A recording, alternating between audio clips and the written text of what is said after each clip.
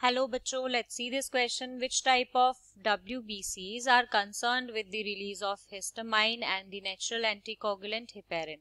तो इनमें से कौन से टाइप के वाइट ब्लड सेल्स जो हैं वो हिस्टामाइन की रिलीज से कंसर्न होते हैं और नेचुरल जो एक एंटीकोगुलेंट होता है हेपेरिन उसके रिलीज से कंसर्न होते हैं. तो बेटा इसनोफिल्स, मोनोसाइट, न्यूट्रोफिल्स, बेसोफिल्स, तो इनमें से हमें आंसर बताना है. बट उससे पहले बात कर लेते हैं की कॉन्सेप्ट की.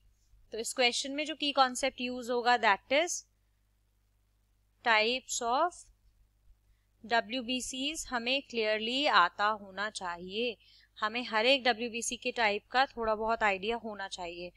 तो बेसिकली बेटा यहाँ पर जो वाइट ब्लड सेल्स होते हैं वो मेजरली क्लासिफाई किए जाते हैं ग्रेन्यूल्स की प्रेजेंस और एब्सेंस के बेसिस पे. तो इस तरह से दो होते हैं, ग्रेन्यूलोसाइट्स एंड ए ग्रेन्यूलोसाइट्स. ठीक है, ये याद से और ध्यान से देखेंगे. WBCs ग्रेन्यूल्स के बेसिस पे दो तरह के होते हैं, ग्रेन्यूलोसाइट्स एंड ए ग्रेन्यूलोसाइट्स. तो अब ग्रेन्यूलोसाइट्स की मैं बात करती हूँ तो ये बेसिकली ल्यूकोसाइट्स होते हैं ऐसे जो जिनके अंदर ग्रेन्यूल्स प्रेजेंट होते हैं इनके साइटोप्लाज्म में, राइट. और ये फर्दर अगर मैं इसकी डिवीजन बताऊं आपको तो ये फर्दर भी तीन तरह के होते हैं, तीन टाइप के सेल्स में डिवाइडेड होते हैं. पहला होता है हमारा इओसोनोफिल्स,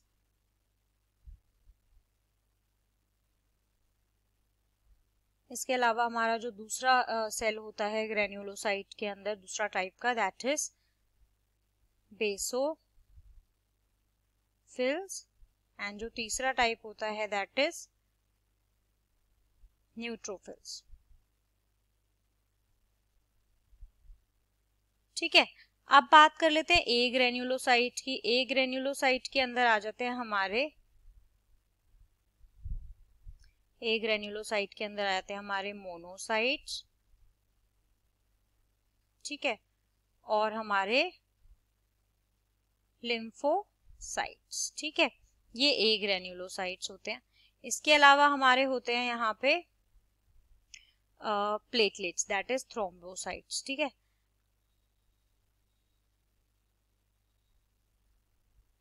तो बेटा यहाँ पे अब हम बात शुरू करते हैं. सबसे पहले ऑप्शन दिया हुआ है इसोनोफिल दैट इज ग्रेन्यूलोसाइट है WBC में. तो इसोनोफिल की जब मैं बात करती हूँ तो ये बेसिकली ल्यूकोसाइट के सेल्स होते हैं जो कि प्रेजेंट होते हैं इम्यून सिस्टम में, यानी कि ये हमारे प्रेजेंट होते हैं इम्यून सिस्टम के अंदर. ठीक है, तो ये जो सेल्स होते हैं ये बेसिकली जो भी वर्टिब्रेट के पैरासाइट्स होते हैं उनके अंदर इन्फेक्शन को कॉम्बैट करते हैं. इसके अलावा ये एलर्जी, अस्थमा वगैरह से एसोसिएटेड जो भी एलर्जी को कंट्रोल करने वाले मैकेनिज्म होते हैं उसमें रोल प्ले करते हैं.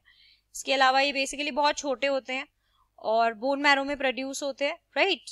और होल WBC में ये 2 to 3% कंसिस्ट करते हैं, राइट, बनाते हैं. तो अब हम चलते हैं आगे, दैट इज यानी कि ये तो हमारा आंसर नहीं हो सकता, इसके अंदर हेपेरिन हिस्टामिन का कोई जिक्र नहीं. देन हम चलते हैं मोनोसाइट, ऑप्शन सेकेंड.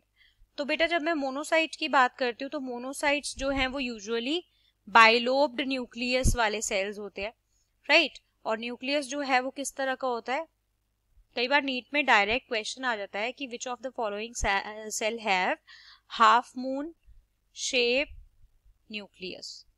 तो इस तरह की शेप का न्यूक्लियस होता है बेटा मोनोसाइट के अंदर. ठीक है, या फिर हम इसको बोल देते हैं half shape, half moon shaped या फिर किडनी शेप्ड, राइट. और ये WBC के 6 to 8% बनाता है. टोटल जितने WBC हैं उसके अंदर 6 to 8% हमारे मोनोसाइट्स होते हैं. ठीक है, अब बेटा ये जो है हमारे मोनोसाइट्स, इनके मोस्ट इंपॉर्टेंट फंक्शंस में से आता है कि ये टिश्यूज में माइग्रेट करते हैं, क्लीन अप करते हैं डेड सेल्स को और ब्लड बॉर्न पैथोजन वगैरह से प्रोटेक्शन प्रोवाइड करते हैं. That's it. इसके अलावा ये वो वाइट ब्लड सेल्स होते हैं जिनके अंदर एक ही न्यूक्लियस होता है, that is either we can say kidney shaped, bean shaped और another was half moon shaped nucleus. ठीक है, तो अब हम चलते हैं एक ही, क्योंकि इसके अंदर न्यूक्लियस होता है तो इसलिए हम इसे मोनोसाइट बोलते हैं. तो ये भी हमारा आंसर नहीं हो सकता। अब हम आते हैं बेटा न्यूट्रोफाइल पर, ठीक है। तो न्यूट्रोफाइल जो है वो नॉर्मली ब्लड स्ट्रीम में पाए जाते हैं,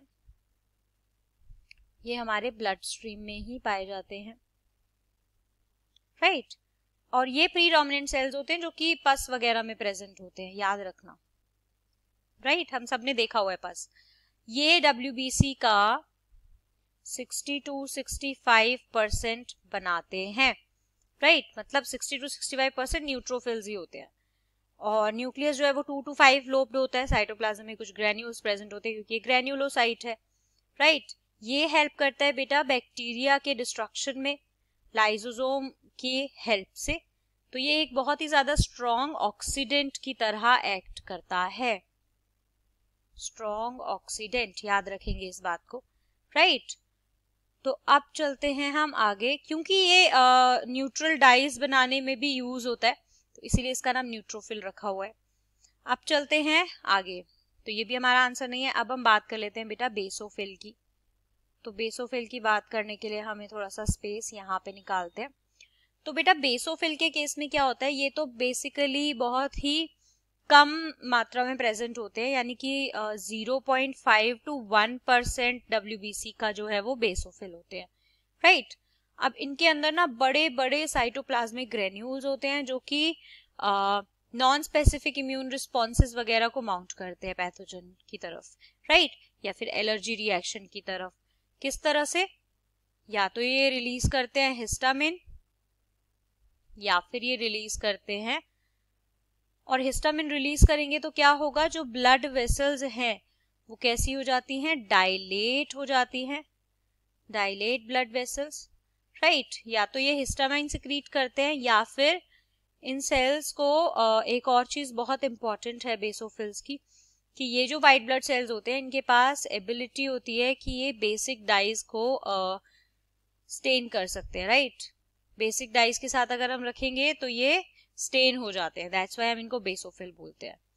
अब अस्थमा में भी ये बहुत ही अच्छा रोल प्ले करते हैं, राइट। किस तरह से, इन्फ्लेमेशन और ब्रोंको कंस्ट्रिक्शन वगैरह में हेल्प करते हैं। इसके अलावा ये रिलीज क्या क्या करते हैं, एक तो मैंने बता दिया हिस्टामिन होता है, राइट। इसके अलावा ये रिलीज करते हैं सेरोटोनिन, ठीक है, इसको भी बॉक्स के अंदर बंद करते हैं। इसके अलावा ये सिक्रीट करते हैं हेपेरिन, राइट। ये तीनों चीजें ये सिक्रीट करते हैं। तो अब इसके अकॉर्डिंग अगर मैं अपना फाइनल आंसर देखूं तो ऑप्शन 4 बेसोफिल होगा। I hope you understood it well. Best of luck, thank you.